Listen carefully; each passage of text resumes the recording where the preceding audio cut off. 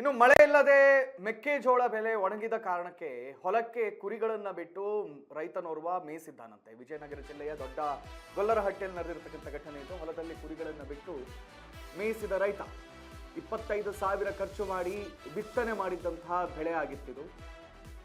ಮಳೆ ಇಲ್ಲದೆ 1.5 ಎಕರೆ ಮೆಕ್ಕೆಜೋಳ ಒಣಗಿ ಹೋಗಿದೆ.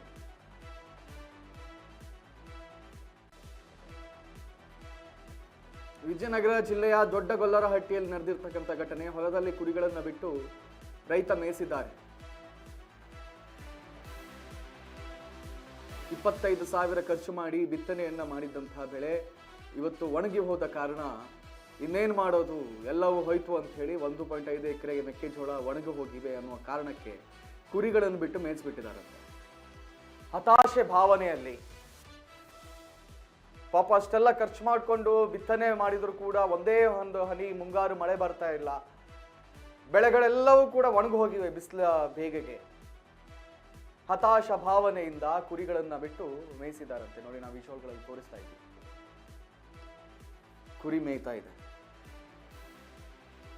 ಇಲ್ಲಿ ಬೆಳೆದು ಬದುಕು ಕಟ್ಟಿಕೊಳ್ಬೇಕು ಅಂತ ಕನಸು ಕಂಡಿದ್ದಂತ ರೈತನ ಪರಿಸ್ಥಿತಿ ಹೇಳತೀರದಾಗಿದೆ.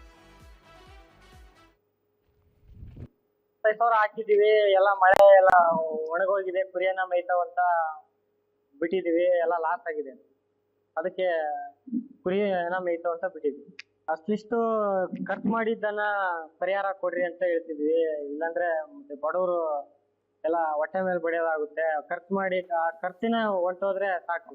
25,000 ಹಾಕಿದೀವಿ, ಎಲ್ಲ ಮಳೆ ಎಲ್ಲ ಒಣಗೋಗಿದೆ, ಕುರಿಯನ್ನ ಮೇಯ್ತಾವಂತ ಬಿಟ್ಟಿದೀವಿ, ಎಲ್ಲ ಲಾಸ್ ಆಗಿದೆ. ಅದಕ್ಕೆ ಕುರಿಯನ್ನ ಮೇಯ್ತಾವಂತ ಬಿಟ್ಟಿದ್ವಿ.